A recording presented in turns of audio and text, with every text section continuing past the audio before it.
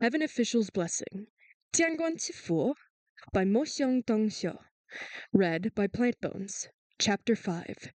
Red-clad Ghost, the burning of the martial and civil temples. On the face of the boy, as Celian had first suspected, there was a field of serious burn scars. Except beneath the bloody scars, there were traces of 3 or 4 tiny faces. Those faces were no bigger than the palm of a baby, and they were scattered crookedly across his cheeks and forehead. After being burned, the features on each tiny face were shriveled in pain, as if screaming in agony. The sight of these weird, screaming faces squeezing and squirming on a regular human face was indeed more horrifying than any demon. Celian felt as though he was plunged into a nightmare the instant he saw this boy's face. Fear so immense paralyzed him until he couldn't recall standing up, nor tell what the expression on his face was, but it must have been intimidating. The boy already was on tender hooks when he removed his bandages at that hesitant, slow pace. After seeing Celian's reaction, he took a couple of steps back, as if aware of Celian's inability to accept that face of his. He suddenly discovered this horrifying face, and he suddenly covered his horrifying face and leapt up from the ground, then let out a shout and fled deep into the woods. Celian finally came around and shouted, "Wait!" he called out as he chased after him. "Wait, come back!" But Celian had been dumbstruck for a good moment before he came around. The boy was obviously familiar with the mountain paths and used to escaping in the dark, so it took him no time to vanish completely. No matter how Celian yelled for him, he wouldn't show himself. There was no one around to help Celian search, and his powers had been exhausted by now, so there was no way he could contact the others through a ray. He ran all over the mountains, searching for a good part of an hour to no avail. A cold breeze blew past and cleared his mind a little. Knowing that running around aimlessly like a headless fly served no purpose, Celian forced himself to calm down. Maybe he'll go back to take Xiao Ying's body, Celian thought, as he returned to the Mingguang temple. But then he stopped in his tracks.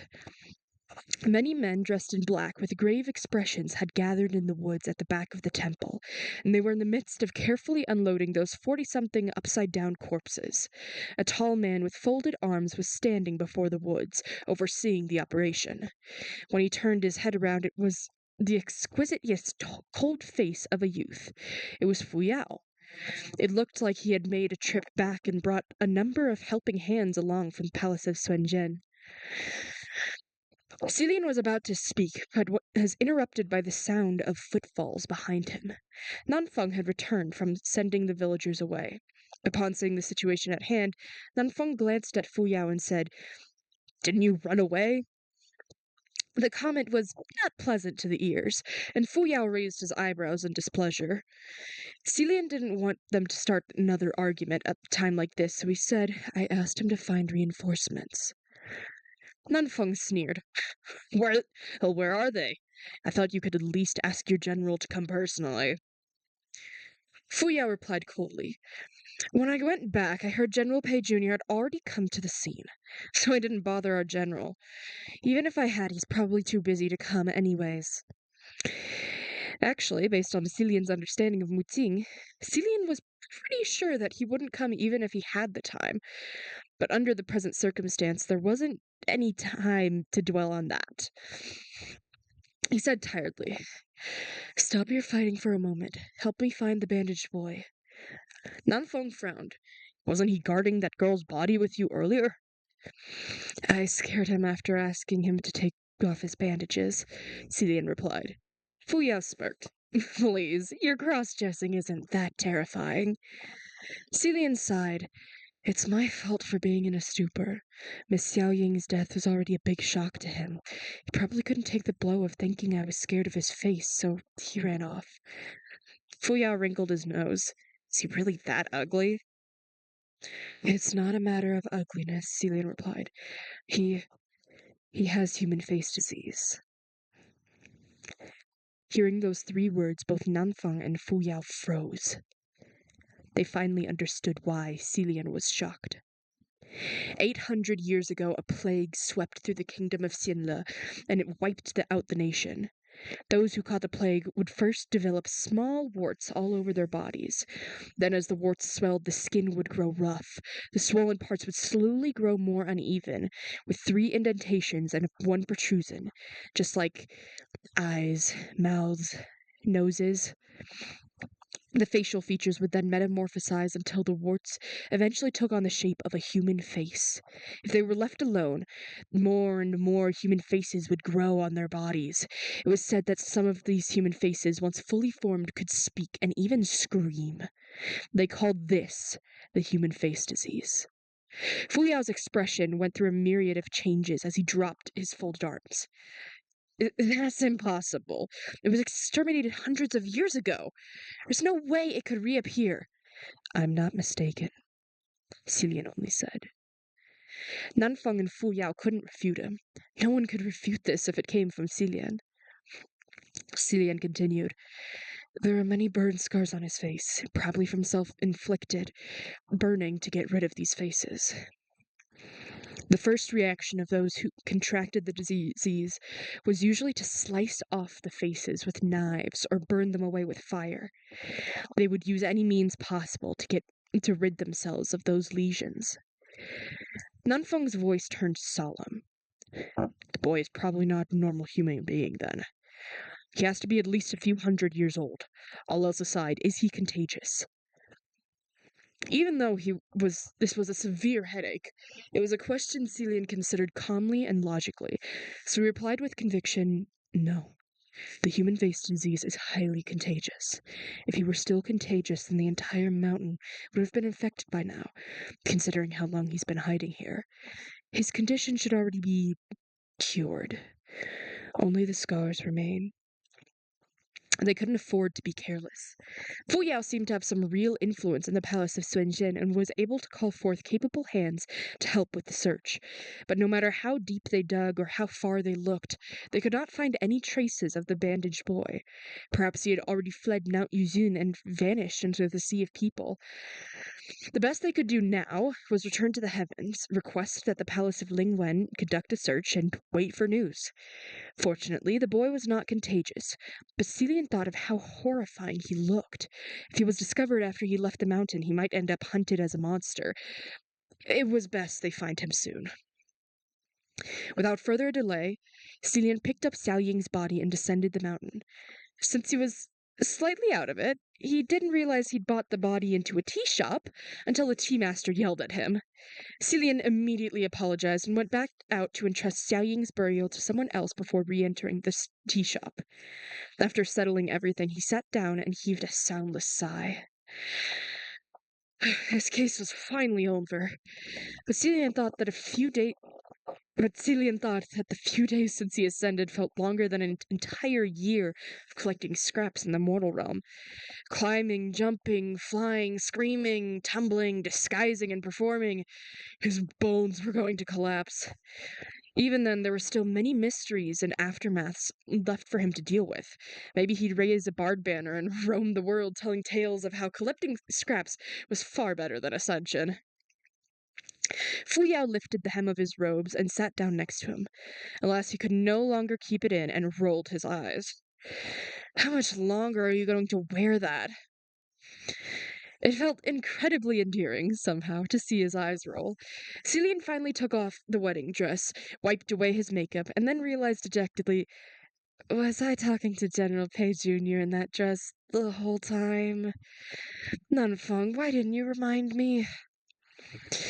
Probably because you look so obviously happy in it, Fu Yao replied. After running errands all day, Nanfeng finally sat down for a rest too. Don't worry about it. General Pei Jr. won't care. He can just 10 times weirder, and he won't tell anyone when he goes back. Xilian was grateful for all the errands the junior official had run and poured in some tea. He thought about how cool-headed General Pei Jr. was in the face of Swenzi's madness and commented, General Pei Jr. is certainly calm and collected, very composed. Nanfeng took a sip of his tea, then said, he may look well-mannered, but he's like his ancestor.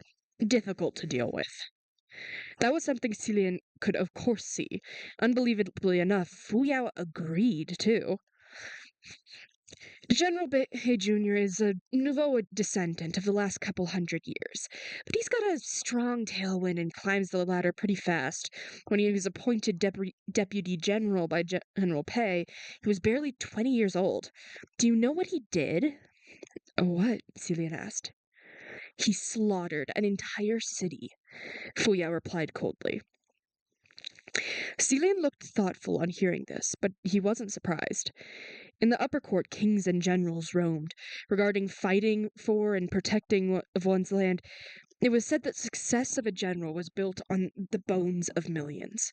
To reach godhood, one must first become a hero, but the path a hero walked was always bloody.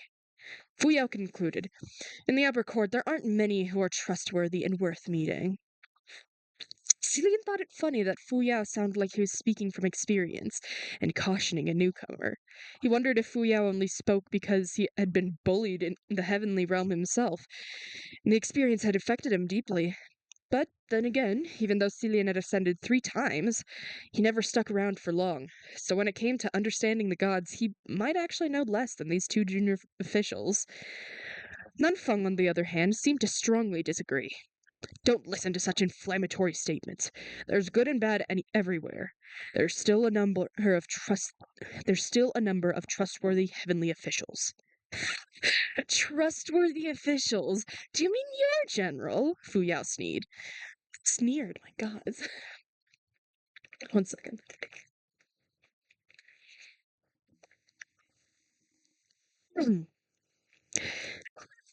Trustworthy officials? Do you mean your general? Fu Yao sneered. Nanfeng responded, I don't know about my general, but definitely not yours. Cillian was long used to this kind of situation, and with other things on his mind, he didn't have the energy to pull them apart. The case in the north had concluded. The first thing Cillian did upon returning to the heavens was report the bandaged boy to the palace of Ling Wen and place a request to search for him. Ling Wen took the request with a grave expression. I will do my utmost to find him. Truly, I did not think this journey to the north would open such a giant can of worms. Thank you for your hard work, Your Highness. Cillian replied, I have the 2 junior officials who volunteered to help to thank, and General Pei Jr. as well. I am sincerely grateful. This all came from the relationship trouble caused by old Pei himself, so of course Junior has to take care of it. He's used to it, so there's no need to thank him, Ling Wen said. If Your Highness is not busy, please enter the communication array. We are to have a meeting discussing what has transpired. Cillian also had many questions he'd like answers to. After leaving the palace of Ling Wen, he wandered about for a small stone bridge. The stone bridge crossed a small, gurgling stream with crystal clear waters. He could see the clouds drifting under the water, and through the waters and the clouds there stood the rising and falling mountain ranges, as well as the vast, squarely erected cities in the mortal realm. This is a good place, Cillian thought, and so he sat on the head of the bridge, mouthed the password, and entered the communication array. It was one of those rare times when the communication array was bursting with liveliness, voices echoing and reverberating from all directions. The first thing he heard was Feng Xin swearing, Holy fuck! Have you all picked the mountain for her ceiling yet? That Sunji is a madwoman. No matter what we ask, she only screams to see General Pei and tells us nothing useful about the location of the green ghost Qirong. General Pei Jr. responded, General Sunji has always been stubborn and intense. Feng Xin yelled angrily, General Pei Jr., is your general back yet? Let him meet her. Then the green ghost Qirong's location out of her and get rid of her. Feng Xin had never been good with women, and Cillian felt sorry that he was the one given the task of interrogation. General Pei Jr. replied, It doesn't matter, even if they met. She'll just become more insane. A voice came through. Another round of upside-down corpses. Qirong really is too crass. Disgusting. Even the ghost realm thinks he's vulgar. That means he truly is very much so. Words between officials flew seamlessly around the array, and it was clear they were all on familiar terms with one another. As a newcomer who'd only just descended again after 800 years of absence, Celian should have laid low and remained silent. But after a while he couldn't help to resist and asked, "Everyone, what was with the upside-down corpses? Was the green ghost Xiang in the area too?" Celian rarely spoke in the communication array, so his voice was foreign to many, and the officials did not know whether to respond. Surprisingly enough, the first to answer him was Feng Xin. Green Ghost Xiang wasn't at Mount Yujun. However, the upside-down corpses were offerings Swenji presented to him, as per his order. "Swenji is a subordinate of the Green Ghost?" Celian asked. "Correct," General Pei Jr. replied. "Swenji passed away many hundreds of years ago. She held a grudge but was too powerless to stir up havoc until just over 100 years ago, when Green Ghost Xiang took a liking to her and took her under his wing. Only then did her spiritual powers improve by leaps and bounds." What he really meant was that the chaos Swenzi caused was not General Pei's fault, because she wasn't originally this strong. All blame should go to Green Ghost Zirong instead, since he was the one who took her under his command and gave her the power to cause harm. Everyone was already of the opinion that this sin was all General Pei's to bear, though no one said that aloud. Yet he noticed and spoke of it so openly in this reminder that it shut everyone up and made them hide their real thoughts deeper within. Celian then spoke up again. "Has Mount Yujun been thoroughly inspected? What about the child spirit?" This time Mu Qing's voice rang out. He said in an inscrutable tone, "Child spirit? What child spirit?" Celian realized Fu Yao must not have reported every detail. Maybe his volunteering to help was even done in secret. So without mentioning Fu Yao to spare him any unnecessary problems, Celian explained. "When I was in the wedding sedan, I heard the giggles of a child who sang nursery rhymes as a word of caution. The two junior officials next to me didn't notice, which means this child spirit must have had remarkable powers." "There were no child spirits on Mount Yujun," Mu Qing stated. Celian was confused. Perhaps the child spirit had come specifically to warn him? Thinking of this, Celian was suddenly reminded of another matter which had been on his mind this entire time. He asked, "Speaking of which, I met a young man who controls silver butterflies at Mount Yuzun. Does anyone know who he is?" The noisy communication ray suddenly fell completely silent. Celian was expecting this reaction, so he simply waited patiently. A moment later, Lingwen asked, "Your Highness, what did you say just now?" Mu Qing said coolly, "He just said that he met Hua Chang." Upon finally learning the name of that young man in red, Celian felt his spirits lift inexplicably. He smiled. "So he's called Hua Chang." "It's a fitting name for him." The tone of Celian's voice rendered all the officials even more speechless. Another moment passed before Lingwen cleared her throat. Your Highness, have you ever heard of the Four Calamities?" Much ashamed, I only know of the Four Tales," Celian thought to himself. The so-called Four Famous Tales referred to the extravagant stories of the deeds of four gods prior to their ascension. The young lord who poured wine, the prince who pleased the gods, the general who snapped his sword, and the princess who slit her throat. Of course, the prince who pleased the god alluded to the awe-inspiring display of the crown prince of Xianle upon the Grand Avenue of Divine Might. Having one's name among the four famous tales did not necessarily indicate that those four were the strongest of the gods. The four famous tales were such as simply because they were the most well-known and most spoken of. Celian had always been slow on the uptake when it came to news from outside world. He could even be said to be out of touch with the famous tale.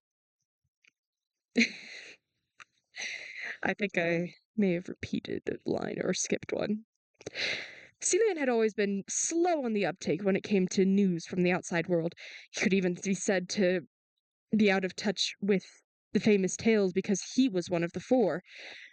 The Four Calamities was probably something that grew popular later, but Celian never heard the term before. Since it included the word calamity, it couldn't be anything good. Much ashamed, but I've never heard of them, Celian said. Who are the Four Calamities? Muting responded coolly. Your Highness walked the mortal realm for hundreds of years, yet you're still so ill-informed. I'm really curious to know what you've been doing all this time. Eating, sleeping, busking, collecting junk? Duh. Celian smiled. It's not easy being mortal. There are plenty of things to busy myself with. They're all complicated. It's not easier than being a heavenly official. Please, remember well, Your Highness, Lingwan said. The Four Calamities are Ship-Sinking Blackwater, Night-Touring Green Lantern, White-Clothed Calamity, and Crimson Wainscot Flower. They are the four ghost kings of the ghost realm, who cause endless headaches for all in the heavenly realm. Humans become gods when they ascend, ghosts when they fall. The gods created heaven to reside in, drawing a clear boundary between themselves and mortals. They watched from above and ruled from beyond reach. The ghost realm, on the other hand, was not separate from the mortal realm. Monsters, demons, ghosts, and mortals all shared one earth. Some ghosts hid in the darkness, and some pretended to be humans as they walked among people and roamed the mortal realm in disguise. Lingwen continued. A ship sinking Blackwater refers to a water ghost. Although he has reached some supreme status, he's fairly low-key and rarely starts trouble. Not many have seen him before, so we won't mind him for now.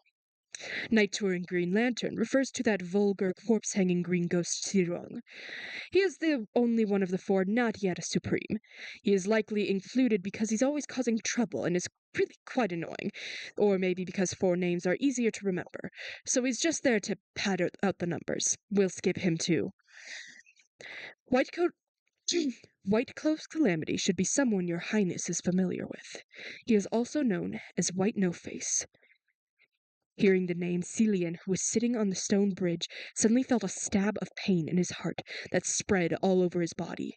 His hands began to shake, and he unconsciously clenched them into fists. Of course he was familiar. They say that when a supreme is born, it can destroy an entire nation and throw the world into chaos. The first country White No-Face destroyed was Xianle. Celian remained silent, and Lingwen continued. In any case, White No-Face is already defeated. If he still exists somewhere in this world, it's now past his time in the limelight. Your Highness, the silver butterflies you saw on Mount Yejun are also called wraith butterflies. Their master is the last of the four, and the one the world does not want to incur the wrath of. Crimson Wainscot Flower, Huatiang.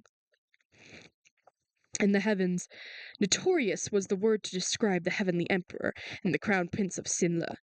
Although the meaning of notoriety was completely different between the two, the word still resonated equally. However, in the ghost realm, there was only one worthy of being called notorious, and that was Huatiang. If you wanted to learn about a god, simply walk into his temple and take a look at the way he was dressed and the weapons he wielded, and you'd more or less understand him.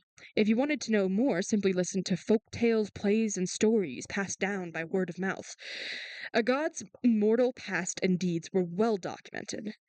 Ghosts, on the other hand, not so much. The kind of person they were while still alive and their appearance at present were all a mystery. The name Huatang was very obviously fake, and his appearance was most likely fake too. In the rumors, he was sometimes a twisted boy, given to In rumors, he was sometimes a twisted boy, given to capricious mood changes, sometimes a gentle and mannered, handsome young man, sometimes a gorgeous seductress with a venomous heart. Anything goes. As for his true self, the only thing that could be said for sure was that he dressed in red and often appeared alongside a bloodbath with silver butterflies flitting between his sleeves. When it came to Huatang's backstory, there was endless different versions. Some say he was born without a right eye and was bullied and humiliated for it since birth, so he was filled with hatred for the world. Some say he was a young soldier who died in a lost battle for his country and later came to walk the earth in resentment. Some say he was a fool who was tormented by the death of his love. Some say he was even a monster. In the most outrageous version, supposedly, only supposedly, Huatong ascended and became a god, but immediately jumped back down on his own and became a ghost. But that version wasn't widespread. No one knew if it was true or false, and not many believed it. It had to be false, though. Even if it were true, it'd be a complete embarrassment for the heavens if someone ditched a heavenly official role to become a ghost. Either way, the more diverse the stories were, the more mystery he was shrouded in. There were also many reasons for the gods to fear Huatong. For example, his behavior was unpredictable. Sometimes he would carry out a massacre in cold blood. Sometimes he would do odd acts of kindness. He also wielded a great deal of influence in the mortal realm and had legions of followers. That's right, mortals worshipped gods to ask for help and blessings. To ask for blessings and protection so that they could escape the evils from the ghost realm. And that was how the gods came to gain so many followers. Yet Huatong, a ghost, had such a large following on Earth that he could influence the world single-handedly. There was a story that must be told.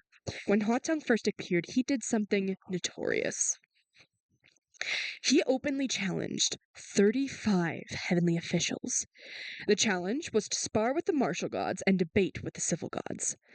33 of the 35 thought it hilarious, but were so infuriated enough to take his challenge, thinking they could join forces to teach this little devil a thing or two.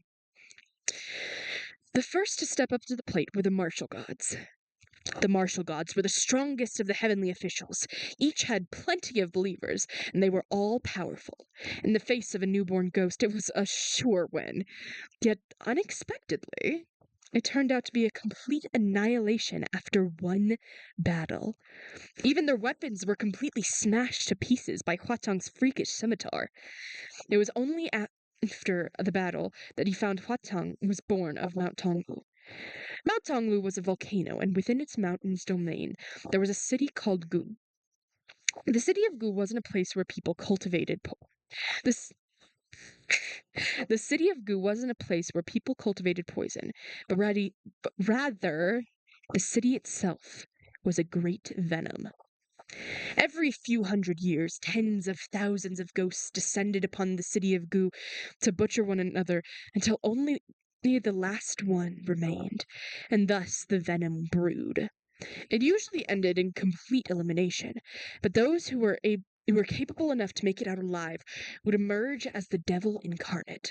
Only 2 such ghosts had ever made it out of the city of Gu in the past several centuries, and as expected, those 2 became well-known ghost kings. Huatong was one. After the defeat of the martial gods, it came time for the civil gods to rise to the challenge. Surely Huatong could fight, but not debate. Unfortunately for the civil gods, they could not defeat him. Huatong could recite classics and debate the contemporaries. He was sometimes polite, sometimes vicious, sometimes unyielding, sometimes incisive, and sometimes quibbling.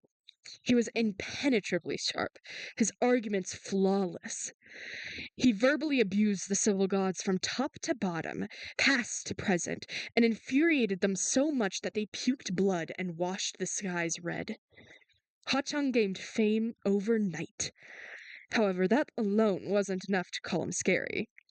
What was scary was that after the challenge, Huatong demanded all 33 officials to make good on their word.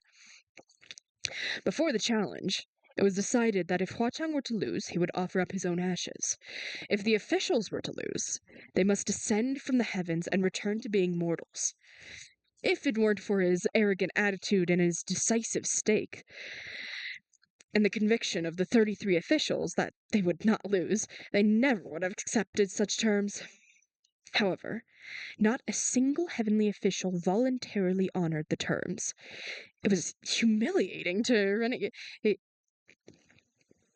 renegade on their bet. But when they thought about it, if only one of them was defeated, it'd be an embarrassment. But if all of them were defeated and humiliating, then no one would lose face. They could even turn around and mock the other party, so that they all came to a tacit understanding that they'd pretend nothing had happened. Mortals were forgetful anyway. They would all forget about this in 50 years or so. They were not wrong about the mortals, but they were wrong about Huatan. The gods refused to fill their promise. He was fine. He'd give them a hand. Thus Huachang burned every single temple and shrine of all 33 gods. This was the stuff of nightmares for all the gods in heaven. The red-clad ghost burning of 33 martial and civil gods' temples. The temples and followers were the main source of power for heavenly officials. Where would followers go to pray if there were no temples? If they didn't pray, there wouldn't be merits. The massive loss of temples and merits greatly injured the heavens. To rebuild would take at least 100 years, and even then, they wouldn't be the same as before. This was a catastrophe greater than failing and transcending tribulations. The number of temples and shrines of these heavenly officials combined was at least in the tens of thousands, but Huatang managed to burn them all in a single night. But how? No one knew, but he did it. Pure madness. The gods cried foul to the heavenly emperor, but there was nothing he could do. The heavenly officials themselves accepted the challenge, and the terms in Huatang was cunning enough to only destroy the temples without hurting anyone. It was as if he dug a hole and asked the gods to jump, and when the gods themselves dug the hole bigger and dove in. But the way things were, what more could they have done? At first, the 33 heavenly officials had wanted to show the world the defeat of this crazy little devil. So they broadcast the challenge into the dreams of many royals and nobles to display their strength and might before their most devout believers. But all the royals and nobles saw was the miserable defeat. When the mortals woke up, they switched from worshipping heavenly officials to worshipping that ghost. The heavenly officials who lost both their temples and believers soon grew weaker and weaker until they were erased from existence. It wasn't until a new wave of ascensions that those empty positions were filled again. Ever since then, the name Huatang was feared in the heavens. Even just hearing a mention of red robes or silver butterflies brought a cold sweat to many. Some feared he would challenge them and burn their temples if they were to incur his displeasure. Some were blackmailed into silence and inaction because he had them by the balls, and some even oddly respected him because of how wide his reach was in the mortal realm. Sometimes they even had to ask him for help, paving the way for them while they carried out their duties. This went on for a long time, and many heavenly officials developed a peculiar sort of admiration for him. Thus, the heavens feared, hated, and respected the Ghost King. Among the 35 gods who were challenged, the two who declined were General Sun Zhen, Mu Qing, and General Nanyang, Feng Xin. They thought the challenge was beneath them and didn't care to take it. Turns out that was the right decision to make, but even then, Huatang hadn't forgot about those two. Many Shuangyuan festival patrols ended in fists and blood when both parties crossed paths with each other, and those crazy, maniacal silver butterflies left an everlasting impression on both men. Hearing this, Celian thought of that fluttering silver butterfly that sparkled and danced adorably around him in delight. He couldn't picture it as described in the rumors. Was that little silver butterfly really that scary? Celian wondered. It wasn't that bad. It was kind of cute.